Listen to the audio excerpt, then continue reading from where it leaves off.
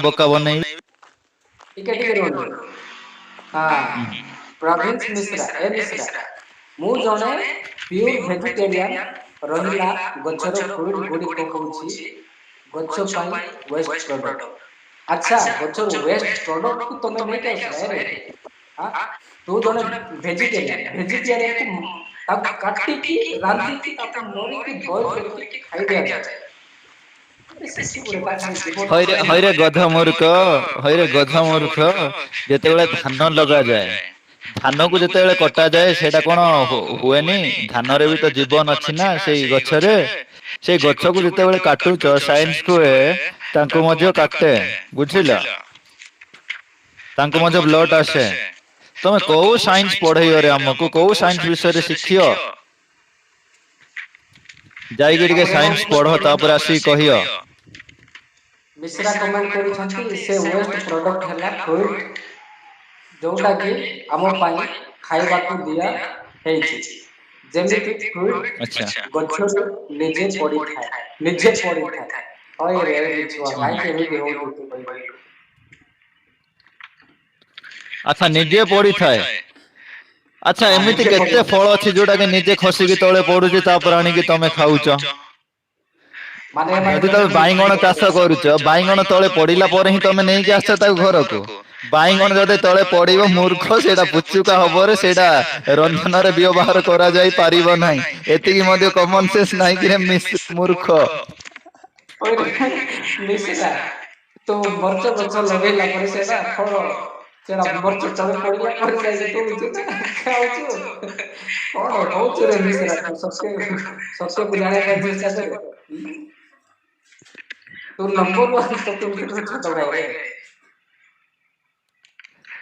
ତାପରେ ଆଉ ଜଣେ କଣ କହୁଛନ୍ତି କହିବ ଦେଖ। ଏମାନଙ୍କୁ? କିଏ ମିଶ୍ରା କମେଣ୍ଟ କରିଛନ୍ତି, ଗଛ ମାନଙ୍କ ପାଇଁ ଗଛ ମାନଙ୍କରେ ପେନ୍ ରିସେପ୍ଟର ସେଲ୍ସ ନଥାଏ।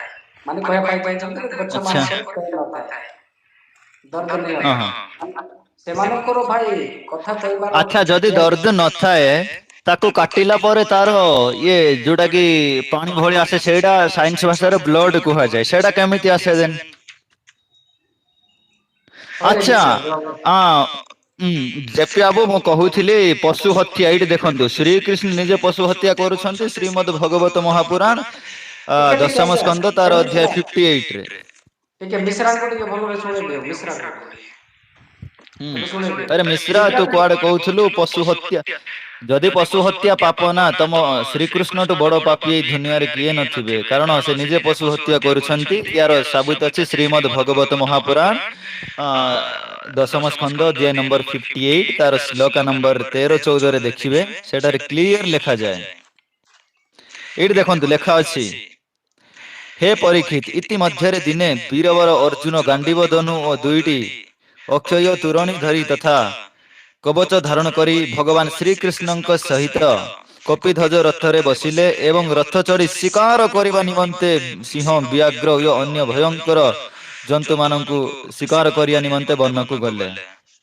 ଏଇଠି ତ ତମ ଶ୍ରୀକୃଷ୍ଣ ନିଜେ ସ୍ୱୀକାର କରୁଛନ୍ତି। ତୁ ନିଜେ ଏହା ପ୍ରୁଭ କରିଦେଲୁ ଯେ ଶ୍ରୀକୃଷ୍ଣ ପାପୀ, କାରଣ ସେ ନିଜେ ସ୍ୱୀକାର କରୁଛନ୍ତି। ହଇରେ ପାପିକୁ ପୂଜା କରିବୁ ତୁ? ମିଶ୍ରା, ମିଶ୍ରା ଆଉ ବାବୁ। ଆଉ ଏତିକି ନୁହଁ, ଏତିକି ନୁହଁ, ଆଉ ଅନେକ ବିଷୟ ଅଛି। ଯେତେବେଳେ ଶ୍ରୀକୃଷ୍ଣ ଆଉ ରୁକ୍ମଣୀଙ୍କର ବିବାହ ହଉଥିଲା, ସେହି ସମୟରେ 1000 ଗୋ ହତ୍ୟା କରି ଶ୍ରୀକୃଷ୍ଣ ମାଂସ ଭୋଜନ ପ୍ରସ୍ତୁତ କରି ଲୋକମାନଙ୍କୁ ଖୁଆଇ ଦେଇଥିଲେ। ହଇରେ ଗୋମାଂସ ଖିଆ ଗୋବର ଇଏ ଖିଆ କଣ ଆମକୁ କହିବ? ଇଏ କଣ ଆମକୁ ଶିଖେଇବ?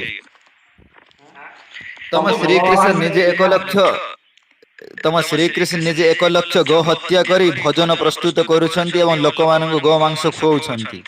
ଏ ବିଷୟରେ କଣ କହିବୁ?